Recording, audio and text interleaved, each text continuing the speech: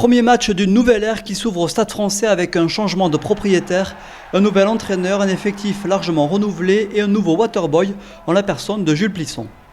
Et dès les premières minutes, les Parisiens mettent la pression sur les Lyonnais avec ce point de fixation créé par Camara. Stein, le demi d'ouverture qui temporise pour finalement servir Maxime Go, la charge de l'ancien Rochelais, le talonneur qui va défier la défense lyonnaise. Il est arrêté et puis le ballon rebondit, même sens pour un nouveau point de fixation. McLeod toujours à la manœuvre pour ensuite servir Stein, puis Waisea lancé dans l'intervalle pour le premier essai de la rencontre. Et on revoit la finalisation de l'action parisienne avec donc la réalisation du Fidjien Waisea. Paris mène alors 13-0 et c'est à ce moment-là que le Loup va sortir ses griffes avec ce ballon récupéré par Palisson, l'ancien Toulousain en fond du terrain. La relance de Palisson qui fait la différence, puis va servir Wolf, puis Butin arrivé à hauteur. L'accélération de Butin et enfin le centre regard bien placé qui marque ce magnifique essai. Au ralenti, ce mouvement d'envergure avec Palisson, Wolf puis Butin, tout ça joué avec de la vitesse et dans le bon tempo.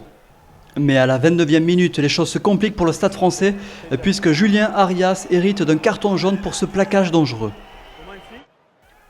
Et dans la foulée, Lyon va en profiter avec à nouveau un mouvement d'envergure qui démarre avec la charge du troisième ligne centre anglais Fiant qui va défier la défense du Stade Français, créer un point de fixation, le ballon rapidement libéré pour Couillou qui s'échappe plein axe, accélère puis retrouve Cretin et Alexis Palisson à la conclusion de cette magnifique percée.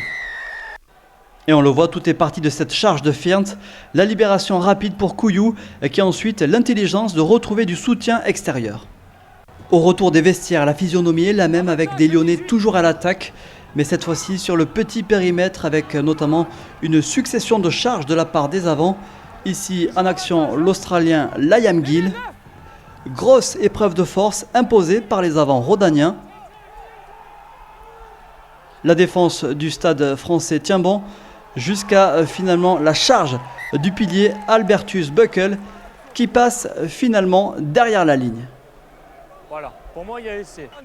Et score final 25-16, victoire du Loup qui confirme son statut d'outsider de ce top 14. Grosse déception pour le Stade Français qui ne prend même pas le point de bonus défensif.